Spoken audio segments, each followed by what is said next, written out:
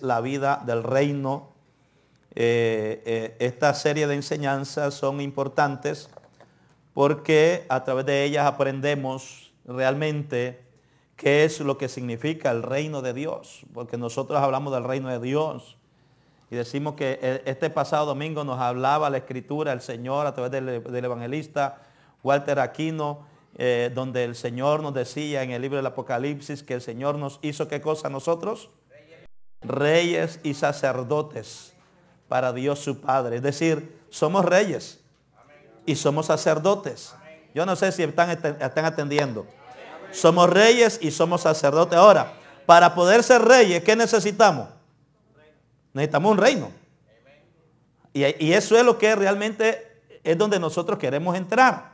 O es donde hemos estado hablando. O sea, decimos a veces, soy rey o soy príncipe. Ahora, ¿pero conoce usted su reinado? A ver, ¿cuál es su reinado? ¿Qué significa ser reyes? ¿Qué significa ser sacerdote? ¿Qué significa que somos príncipes? Son términos reales. Es el término rey y el término príncipe pertenecen a lo que le llaman, lo que es realeza. Entonces, nosotros somos reyes. El Señor dice que Él nos hizo reyes y sacerdotes para Dios. Ahora, el tema aquí, como hemos estado viendo, es que conozcamos entonces el reino al cual nosotros pertenecemos. Y decíamos desde el principio, solamente para refrescar un poquito la memoria, decíamos que cuando hablamos del reino, hablamos de que en la primera enseñanza hablamos de dos reinos que son invisibles. Dos reinos que son invisibles. Está el reino natural o los reinos naturales. Los reinos naturales son los que gobiernan los hombres.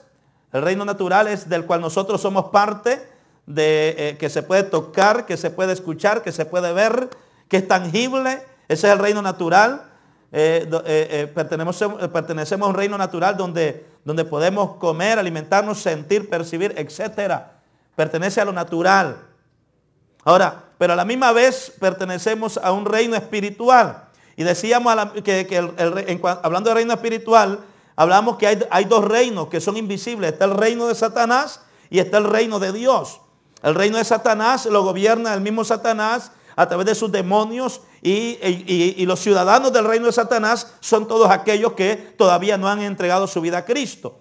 Ahora, el reino de Dios es un reino espiritual también que es invisible, pero que a la misma vez es gobernado por Dios. Dios es espíritu, dice la Escritura.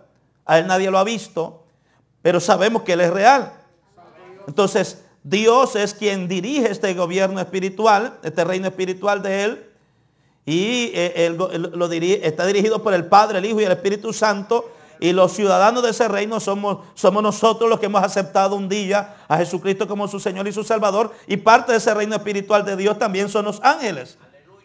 ¿Está conmigo? Amén. Ahora, en la lección número 2 vimos que el rey del reino de Dios, el rey es Jesucristo. Y la Biblia le da a Cristo los términos de rey de reyes y señor de señores. Jesucristo es el rey. Él es el rey de reyes. ¿Está conmigo? Amén. Entonces, en la tercera lección empezamos a ver acerca de ese reino de Dios. Ese reino de Dios, ¿qué era lo que Dios quería hacer desde un principio en el pasado?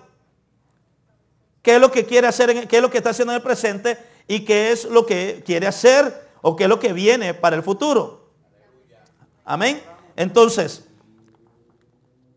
en la lección número 3 donde nos quedamos, porque le dije en aquella ocasión, le dije que la lección número 3 es una lección bastante extensa y empezamos a hablar sobre ese reinado. Y hablamos de que el reinado, o hablando del reino, la Biblia habla mucho del reino de Dios, habla mucho del reino de los cielos. El plan de Cristo cuando vino es que dijo, el reino de los cielos se ha acercado. O sea, el plan de Dios era traer su reino. Escuchaba a un pastor, a alguien hablar ayer un mensaje bien hermoso a través de la radio. Decía que Dios, el rey, ha traído lo invisible. Es decir, lo invisible, lo que no se ve, lo que es parte del reino espiritual de Dios, lo ha puesto en lo visible. Lo visible somos nosotros. Para que nosotros podamos ser parte, lo visible pueda ser parte de lo invisible. Parece un trabalengua, Pero si usted le presta atención, es una gran verdad. O sea, el Dios, el Rey de Reyes, el Señor que es invisible, muestra su gloria a través de lo visible. Somos nosotros. Para que nosotros a la misma vez demostremos o demos a conocer al mundo natural, a la gente mundana, lo invisible. Es decir, que el mundo no lo puede ver, pero sí nosotros lo entendemos. ¿Qué es lo que hay? Entonces, lo invisible de Dios se muestra a través de lo visible, que somos nosotros. O sea, el plan de Dios es entonces que la gente venga a formar parte de este reino espiritual. Porque el reino espiritual es un reino invisible, no se ve. Pero viene el momento en que lo vamos a ver. Pablo dijo, ahora vemos como por un espejo. Ahora, ¿por qué Pablo utiliza el término espejo? Porque en la antigüedad los espejos no son como los hacen hoy. Hoy hay espejos que usted se ve y se ve normal. Se ve todo. Toda la belleza suya la puede ver allí. Ahora, pero en el tiempo del apóstol Pablo, los espejos los hacían de metal. Y a veces ese metal se iba curtiendo, se iba empañando. Y entonces las personas se trataban de ver y veían, la imagen era distorsionada a través de ese metal que era que funcionaba como espejo. Por eso Pablo dijo, ahora vemos como por un espejo, pero luego lo veremos tal como Él es. Es decir, las cosas de Dios de pronto nosotros no las podemos ver, ni las podemos percibir tal como Dios quiere que las percibamos.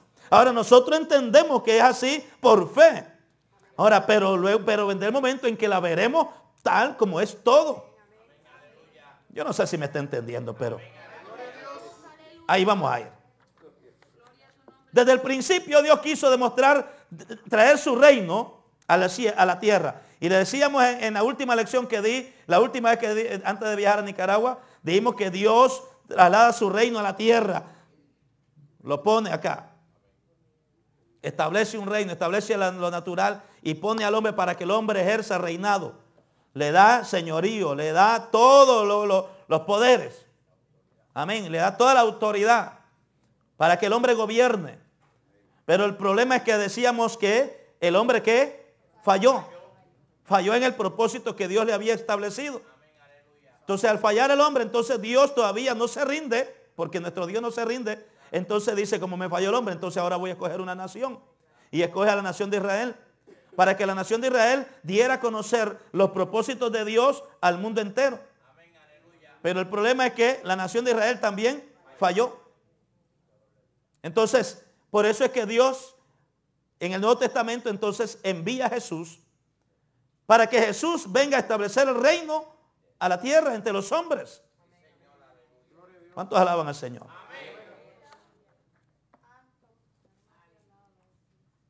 Mateo 25:34 dice la escritura, ¿cómo dice hermana Dori? ¿Cómo dice hermana Ramonita?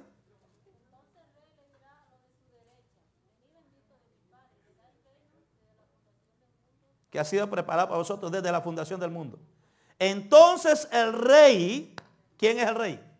Jesús. Dirá, ¿a quiénes? A los de su derecha, venid benditos de mi Padre, heredad. Mire lo que dijo Jesús, Mateo 25:34. Heredad, el reino. ¿Heredad qué? Entonces, ¿cuál es el plan de Dios? Que el hombre sea parte del reino y Dios se lo ha preparado para que el hombre venga a formar parte. Por eso dice, Jesús dijo, venid, vengan, benditos de mi Padre. Cuando usted lee Mateo 25, se da cuenta que hay una separación. A la izquierda hay un grupo que está a la izquierda, hay otro grupo que está a la derecha. Y se supone que usted debe ser de los que estén a la derecha. Porque los de la izquierda.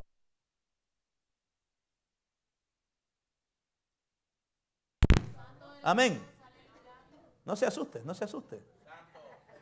Los cabritos. Amén. Ellos son los cabros, los que nunca se sujetaron, los que nunca quisieron entrar en el propósito divino. Pero los de la derecha son los que entran en el plan de Dios, los que reciben a Cristo como su Señor y entraron en obediencia. A eso el Señor les dirá: venid benditos de mi Padre, heredad el reino. ¿Cuál reino? El reino de Dios. ¿Qué? El reino de... Ajá, ¿qué más dice? Preparado. Es decir, ya Dios lo tiene listo. Preparado.